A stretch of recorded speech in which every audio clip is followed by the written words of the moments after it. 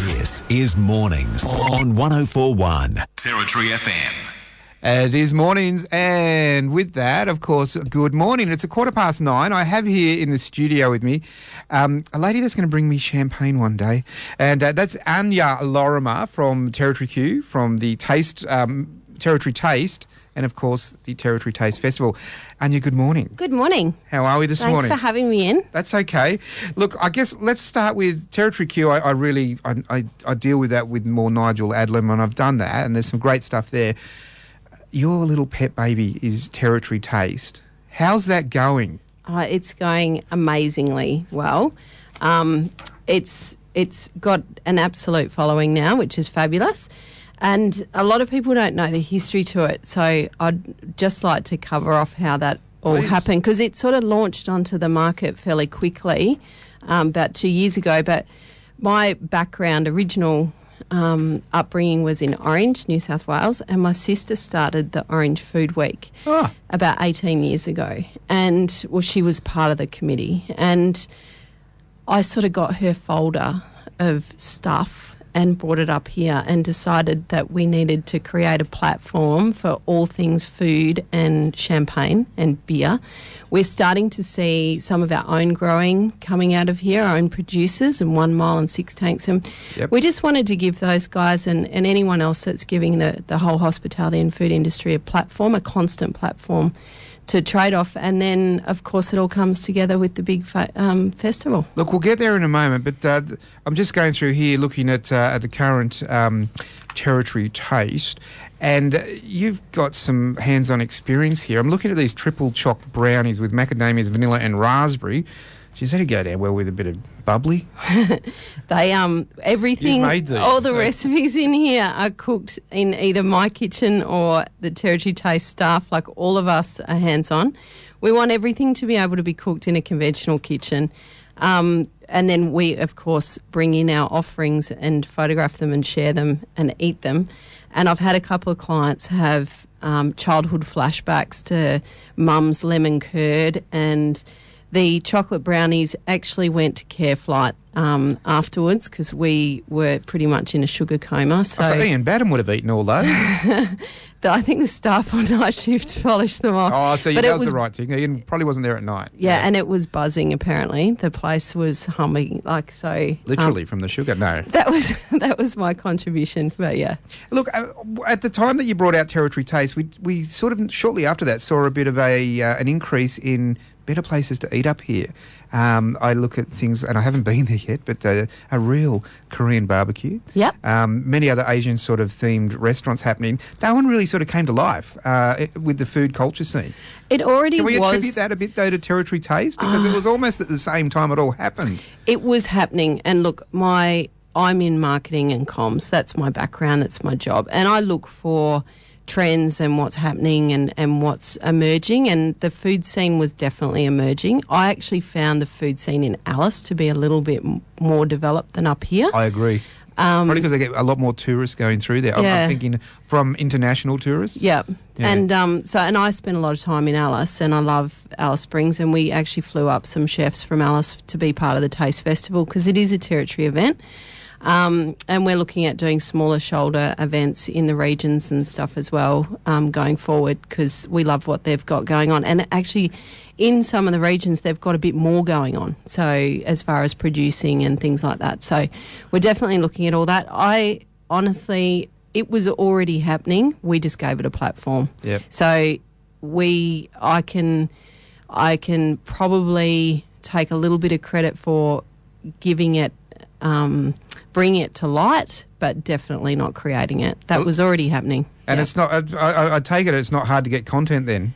No, I'll never run out. Yeah, no, that's fantastic. Look, its namesake, of course, Territory Taste Festival is on again 22, 23 of April. Yep. Bigger and better than last year. You're taking over the whole convention centre. And I did say to Mel that you got my interest with the champagne appreciation. We'll have a chat a bit about some of those things there. What did you learn from last year to make this year even better? We learnt that people really want to have more an interactive experience as well.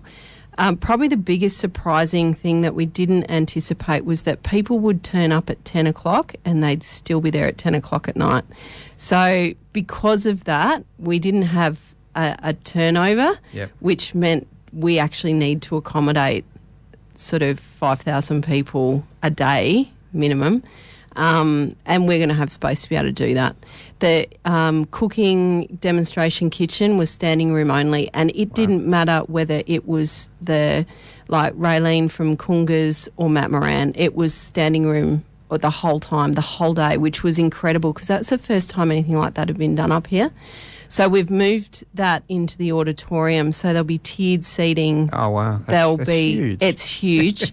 And then we're opening up all the walls back through the 4 halls and the outdoor wine bar, which I have very, very strong. This is an exclusive for this program. We will have Manoli with his grilled octopus and ouzo samplers.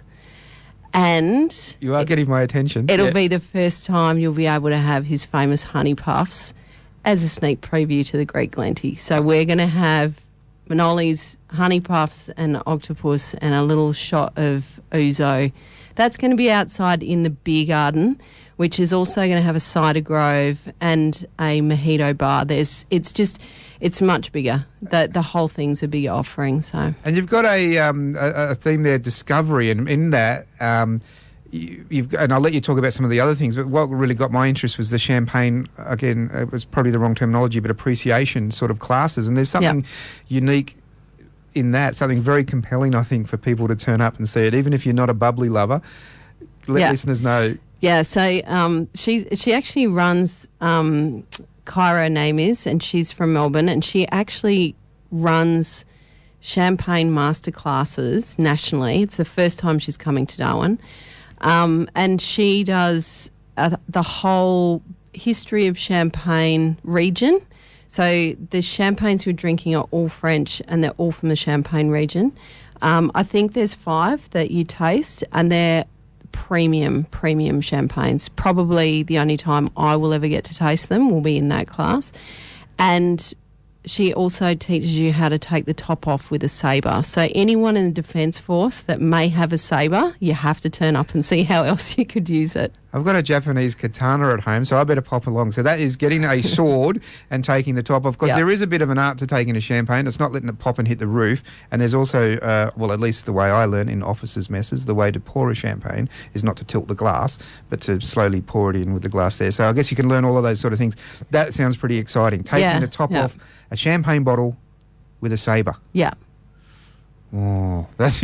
And just then trying to picture we've got spice classes where you get your own pestle and mortar and you make your own spice rubs. And there is so much in the Discovery Zone and the master classes this year. There's clean eating, there's paleo. That was really popular last year, so that's back by popular demand. We've got dumpling classes. We've got cheese and wine pairing. We've got beer tasting. If you really can't walk around all the bars, you can go to one place and they'll bring it to you, and you learn how to, you get to sample different beers, which is pretty cool.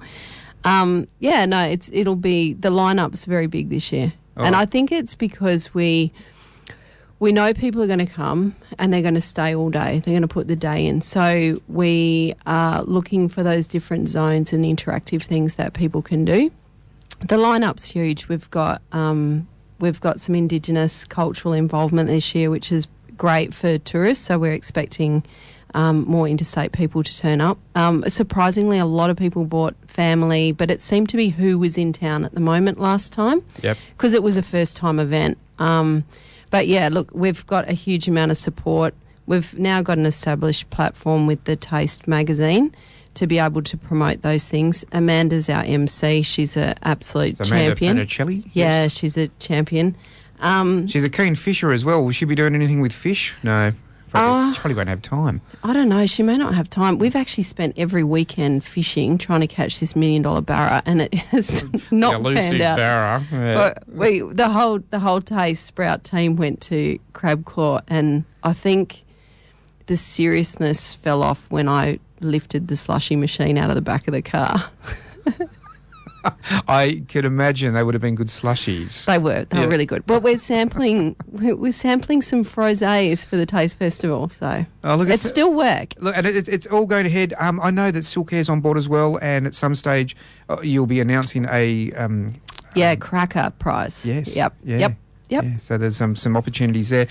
The big one is, of course, how do people get involved? Because they can get online now, and tickets are available. Yeah, territorytastefestival.com.au. We'll be announcing all of our discovery zones, and they are ticketed and they are limited. So best for any updated information to just like us, follow us on Facebook, and so Territory Taste, and there is an event page through both channels. It doesn't matter. You'll get the information as it comes out. There'll be direct links to click through. We'll also be at the Defence, Welcome to the Defence this weekend. Yep. And we will have facilities there that people can just book if they want to book online down there with us, and get to meet us. It'll be great. Sounds like a lot of fun. Well, I hope here at Territory FM we can sort of work with you guys towards this as well, because it's pretty exciting stuff. And I really want to be a big part of it. Bigger, better, tastier.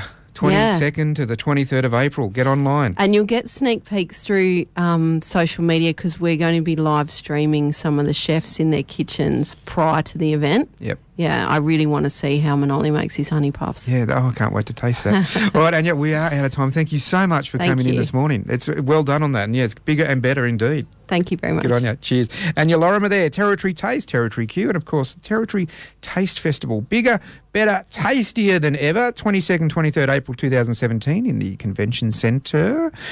territorytastefestival.com.au. It's as simple as that. We'll put a post on our Facebook page at some stage today, so I would encourage you to follow that. Opening a champagne bottle, and it is a champagne bottle. It's not an Australian sparkling. It's a real bona fide champagne bottle with a sabre.